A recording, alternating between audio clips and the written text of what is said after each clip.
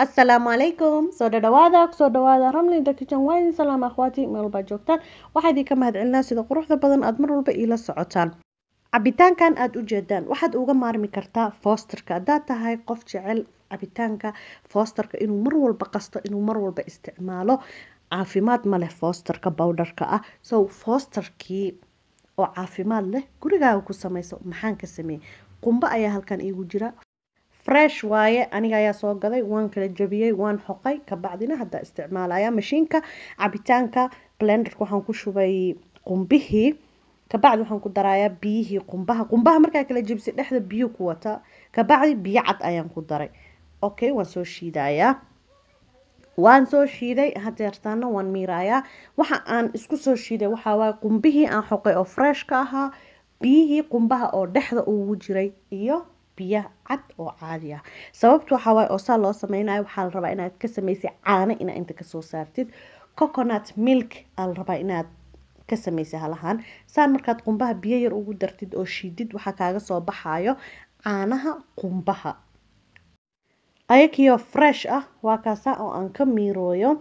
marka hadda waxaan sameynayaa markii koowaad waan shiiday waan soo miiray maho waa kana hadda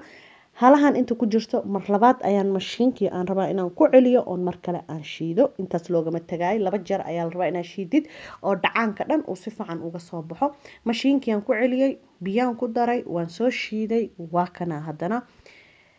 aniga foosterka ani ahaan aad ayaan u jeclaa laakiin waxaa iga gooyay waxaa waaye xanuuno ayuu leeyahay foosterka markaan isticmaalo maanta camal markaa intaan qasta ama aan ku afurka ama aan ku qadayno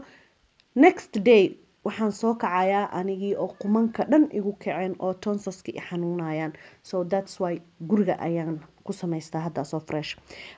halkan waxaan ku jajaray cananaas fresh waaye caanihii qumbahana inta iigu jiraan cananaaskii aan soo jajaray iyo caanihii qumbaha waxaan ku wada shubanaynaa hadda blenderka mashiinkii waxaan ku shubay hadda cananaaskii waxaan ku darayaa caanihii oo qumbaha foosterkan waa ila fahanteen maaho wuxuu yahay waa foosterka qumbaha iyo cananaaska ka samaysan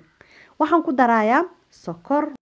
haddaa jecesha waad ka dayn kartaa waan soo shiidayaa hadda halahan waa isku soo noqonaynaa waan soo miiraa waa kana waan soo shiiday waan soo miiray waa isku soo dardaray foosterkeenii oo fresh ah oo cananaas iyo qumbo ka samaysan ayaan hadda koobabka ku shubanaynaa maxaaba uga baahan tahayba fooster budo oo dukaan lagu gadaayo ama koombo ku jira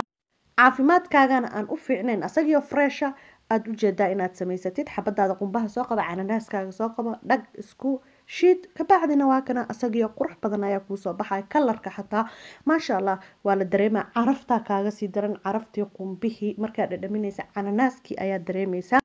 عجب اخواتي المؤمنين هذا كيشين لايك تدكو سي ويلكم تو فاميلي هذا نقول سبتاي سبسكرايب جنبلالكنا فرو ميدا نوغو مهمسنا وحوا inaad sii share garaysaan u sii share garay asxaabta iyo familka daawasho wacan assalaamu calaykum waraxmatullahi